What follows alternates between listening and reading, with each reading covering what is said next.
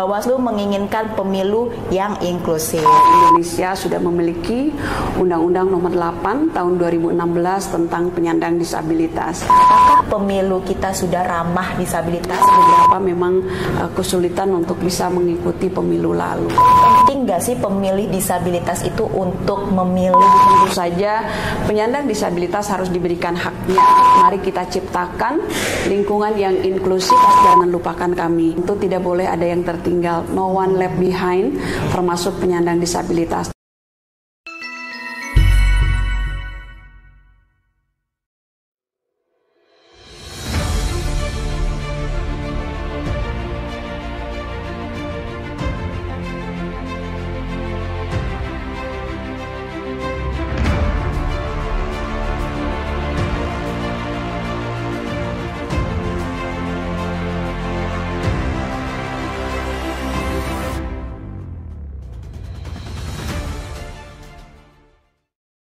Assalamualaikum warahmatullahi wabarakatuh.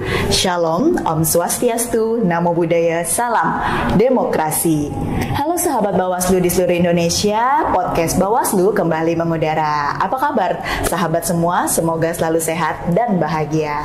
Hari ini podcast Bawaslu kedatangan tamu istimewa dari Komisi Nasional Disabilitas. Telah hadir bersama kita Ketua Komisi Nasional Disabilitas, Ibu Dr. Dante Rikmalia. Selamat datang Ibu. Terima kasih. Sehat ya Bu ya kabarnya? Ya, alhamdulillah sehat. Mbak sehat juga. Alhamdulillah. Terima kasih kembali karena sudah mau membersamai podcast kami ya Bu ya di tengah jadwal Ibu Dante yang pastinya sibuk tentu ya. Terima kasih Ibu. Sama.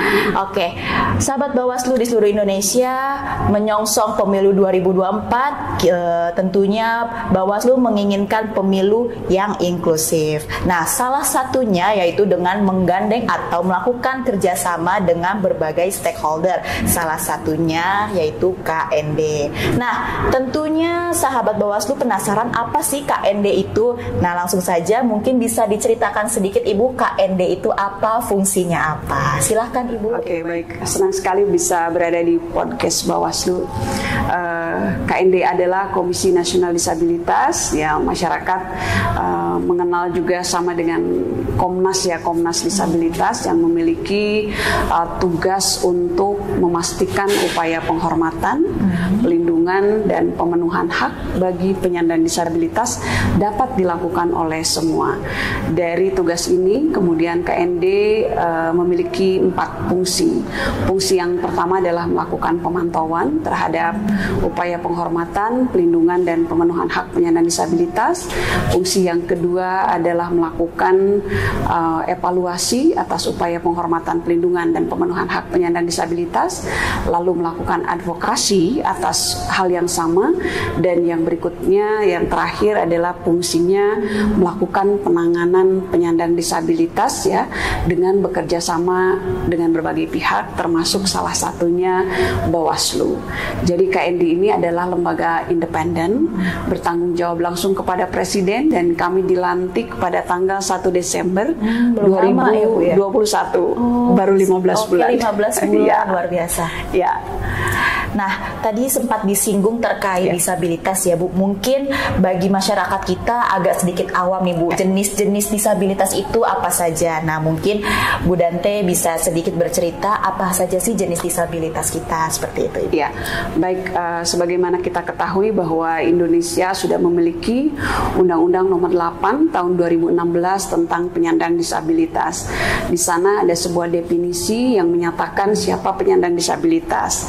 Penyandang disabilitas adalah setiap orang yang memiliki hambatan baik karena fisiknya, karena intelektualnya, karena sensorinya ataupun karena mentalnya, memiliki hambatan untuk berpartisipasi secara penuh dengan warga negara lainnya secara efektif berdasarkan kesamaan hak. Nah, dari definisi ini kemudian ada ragam disabilitas, yaitu tadi ya disabilitas fisik, yaitu teman-teman yang mengalami hambatan dalam anggota gerak, baik gerak atas ataupun bawah ya. Gerak atas itu tangannya, kakinya. Kemudian disabilitas intelektual, yaitu teman-teman yang memiliki kecerdasan yang memang tidak seperti pada umumnya ya. Kemudian disabilitas sensori. Sensori itu terdiri dari disabilitas netra. Kemudian netra itu ada disabilitas yang buta total dan juga ada low vision. Lalu sensori yang lainnya ada disabilitas rungu ya atau tuli. Dan derajatnya beda-beda, mulai dari ringan, sedang sampai berat. Dan yang terakhir disabilitas mental, yaitu yang meliputi psikososial ya, seperti ada schizophrenia, depresi, anxiety, bipolar. Dan masuk dalam kelompok disabilitas mental ini juga adalah disabilitas perkembangan yang kita ketahui, misalnya ada autis, ADHD, juga termasuk ke disleksia.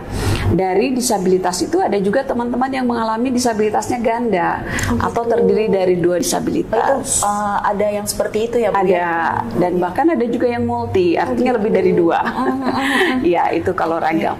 Nah, tadi kan sahabat Bawaslu sudah sedikit menyimak jenis-jenis disabilitas. Sebelumnya mohon maaf Ibu, kalau kita lihat secara kasat mata, Ibu ini kan Bu Dante terlihat seperti baik-baik saja gitu ya Bu ya. Pasti teman Bawaslu, sahabat Bawaslu bingung disabilitasnya di mana gitu. Mungkin Bu Dante bisa cerita sedikit terkait disabilitas yang Ibu rasakan. Ya, baik. Terima kasih banyak ya, pertanyaannya sangat bagus.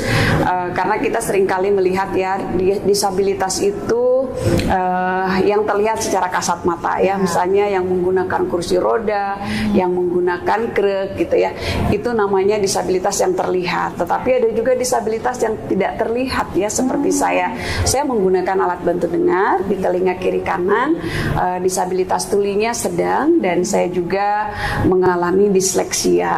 Nah, jadi hidden disability ya. Gitu. Mungkin bisa disampaikan apa ya disleksia itu? Saya juga masih agak awam nih dengan kata disleksia Bu. Disleksia itu adalah sebuah hambatan neurologis yang mengakibatkan seseorang itu mengalami hambatan, misalnya dalam mengolah informasi. Kan informasi itu ada yang dilihat, ada yang didengar.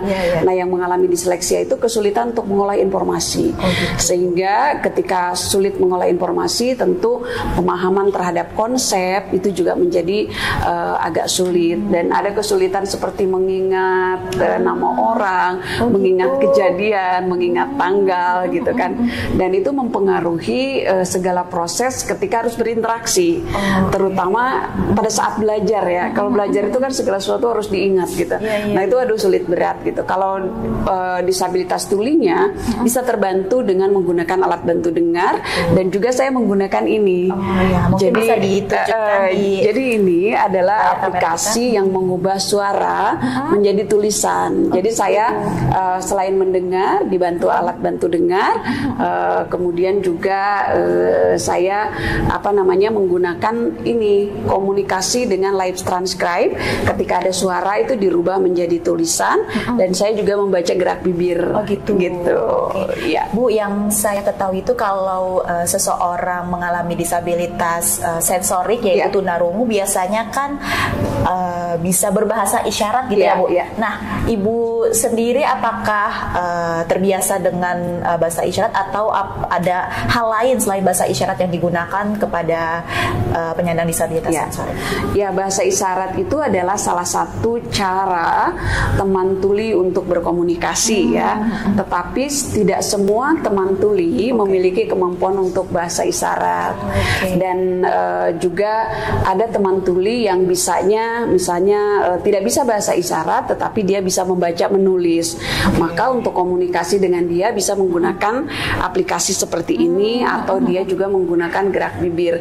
Sehingga kita bisa menyampaikan selain menggunakan bahasa isyarat, untuk yang bisa bahasa isyarat, untuk yang tidak bisa bahasa isyarat, maka ada caption ya, tulisan di layar ya ketika ada video, kemudian ada tulisan di bawahnya. Ketika ada pengumuman, kita bisa gunakan televisi besar misalnya, dan setiap pengumuman kemudian ditulis dalam televisi itu. Nah, itu adalah cara-cara berkomunikasi untuk penyandang disabilitas tuli.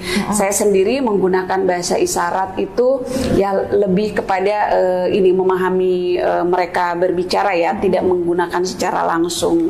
Karena ya kesulitan saya diantaranya memahami gerakan juga. Siap. Ya. Nah, berbicara mengenai pemilu dan disabilitas, kalau berkaca pada pengalaman pemilu 2019 yang lalu, menurut Bu Dante sendiri nih, apakah pemilu kita sudah ramah disabilitas? Apakah pemilu kita sudah aksesibel gitu ya Bu ya bagi penyandang disabilitas? Ya, saya tidak mengetahui secara pasti ya bagaimana pemilu lalu itu dilakukan dan menjangkau penyandang disabilitas. Hanya secara umum, seringkali memang penyandang disabilitas itu sangat tertinggal ya dalam segala hal, termasuk karena salah satunya akses komunikasi dan informasi tidak sampai kepada mereka. Nah, kami sangat berharap sebenarnya di pemilu yang 2024, karena penyandang disabilitas itu kan sama dengan yang lain ya, punya hak untuk memperoleh informasi. Dan juga dari sisi politik, teman-teman penyandang disabilitas juga punya hak politik. Apakah dia sebagai pemilih ataupun yang dipilih, atau sebagai orang yang menjadi pengawas, ataupun yang menjadi pelaksana pemilihan misalnya kan.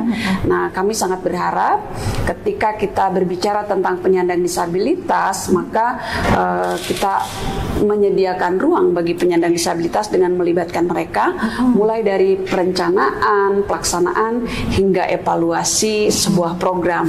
Demikian. Nah, kalau di 2019 kemarin Ibu milih ya? Ya, memilih. Nah, kalau boleh diceritakan sedikit, apakah TPS waktu saat Ibu Dante menyalurkan suaranya, apakah itu sudah aksesibel Bu menurut Ibu? Iya, karena saya tidak punya hambatan dalam gerak ya. TPS-nya seperti TPS pada umumnya kan ya. Jadi saya bisa melakukan dengan baik, memilih. Kemudian juga surat suara, juga kondisi gambar tulisannya juga bisa terbaca. Kemudian akses pelayan dari petugas ini ya, petugas pemilu juga sangat baik, sangat komunikatif, sehingga bagi saya tidak mengalami hambatan pada saat melakukan pemilu lalu ya. Namun untuk beberapa teman yang misalnya pengguna kursi roda, disabilitas netra, saya mendengar beberapa memang kesulitan untuk bisa mengikuti pemilu lalu.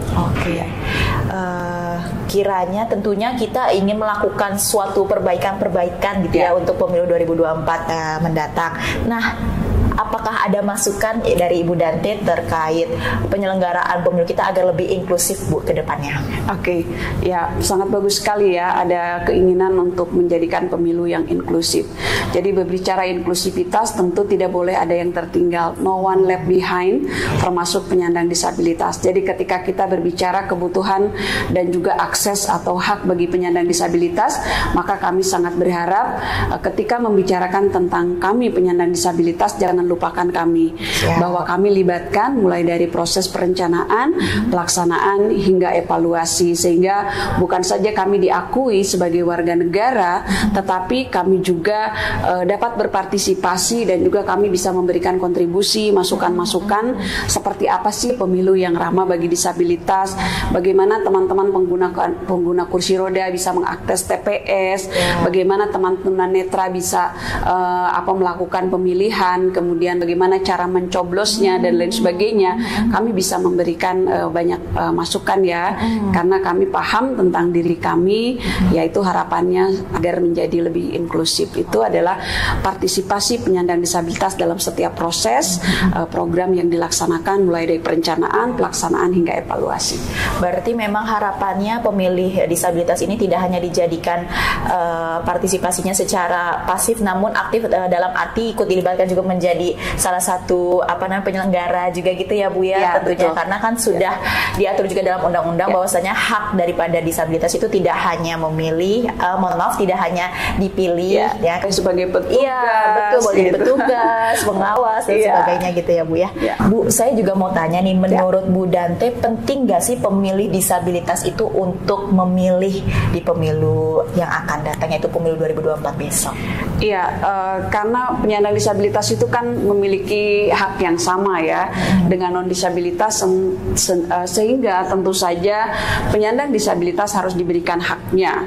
Salah satu hak yang memang diatur atau dijadikan sebuah dilindungi oleh Undang-Undang Nomor 8 Tahun 2016 adalah hak politik bagi penyandang disabilitas. Jadi dia boleh memilih dan juga dipilih ya, sehingga sangat penting penyandang disabilitas dapat memilih pada pemilu tahun 2024, karena artinya kita memberikan hak kepada penyandang disabilitas sebagai warga negara yang mempunyai hak pilih. Ya. Oke.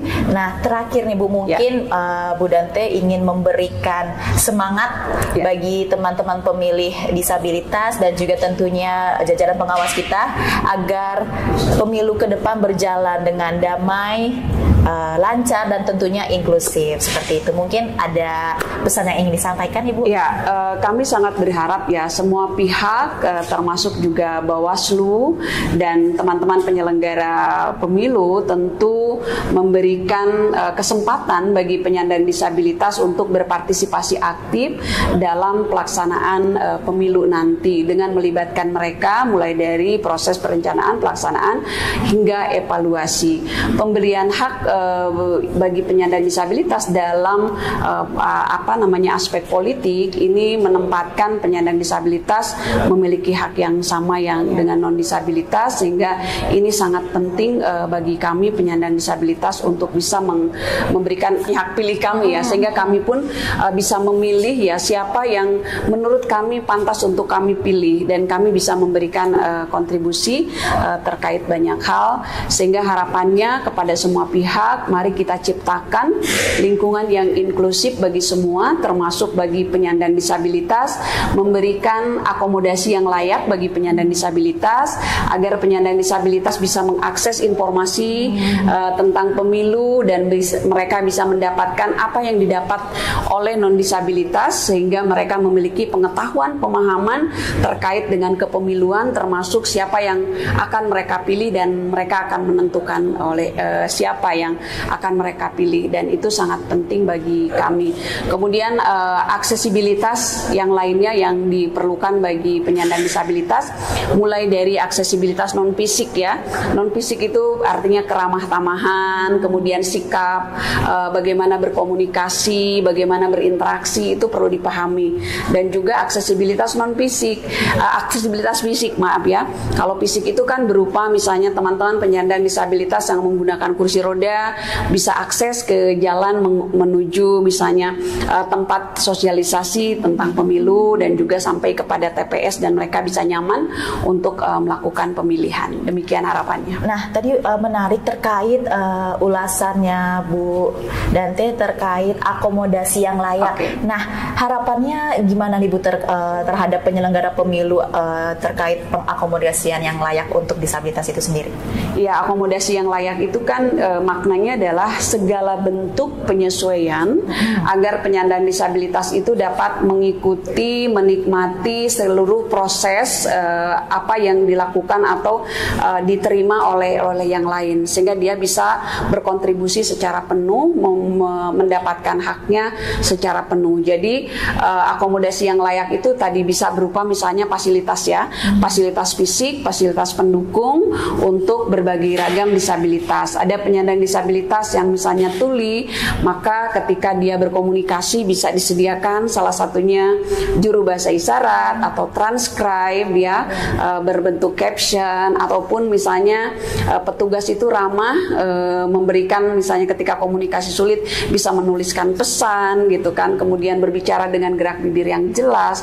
Penyandang disabilitas netra bisa diberikan akomodasi misalnya ketika dia mendapatkan informasi ada gambar, kemudian dia juga bisa mendengarkan gambar itu apa sih gitu maknanya, deskripsinya apa, karena kan dia tidak bisa ngelihat. Jadi kalau ada tayangan-tayangan harus dirubah menjadi deskripsi gitu kan. Nah, itu disebut sebagai akomodasi yang layak bagi penyandang disabilitas. Dan tentunya ini bukan hanya PR bagi penyelenggara pemilu, namun juga peserta pemilu ya Bu ya. Saya baru menyadari kan sebentar lagi akan ada aktivitas tahapan kampanye, di mana kalau kampanye itu kan biasanya calon-calon itu suka memasang baliho dan sebagainya ya. Nah, apakah sepengamatan Ibu itu sudah ramah terhadap disabilitas, apalagi disabilitas sensorik tunanetra ya Bu ya?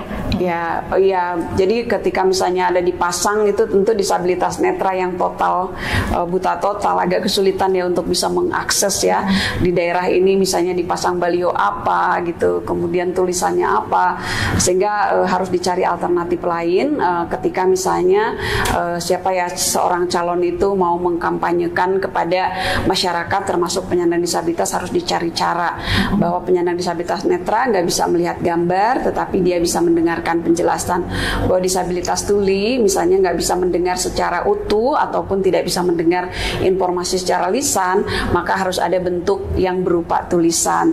Untuk ragam disabilitas misalnya fisik yang lain misalnya atau disabilitas intelektual, bagaimana cara mengkomunikasikannya gitu kan, di cara komunikasi yang sederhana, kemudian tidak menggunakan kata-kata yang sulit, kemudian hal-hal yang informatif yang bisa diterima oleh teman-teman disabilitas intelektual itu perlu dipikirkan bagaimana caranya. Gitu. Terima kasih Bu Dante atas banyaknya penjelasan terkait bagaimana supaya pemilu 2024 ini inklusif, ramah dan aksesibel bagi penyandang disabilitas. Terima kasih atas kesediaannya Ibu. Sama-sama. Mungkin kita bisa akhiri percakapan kita dengan slogan Bawaslu Ibu ya. Oke. Gimana tuh? Bersama rakyat awasi pemilu, bersama Bawaslu tegakkan keadilan pemilu. Mungkin bisa sambil ini ya. Oke. Bersama rakyat awasi pemilu, bersama Bawaslu tegakkan keadilan pemilu. Terima kasih Bu. Oke, sama-sama. Sampai jumpa di episode podcast yang akan datang. Dadah.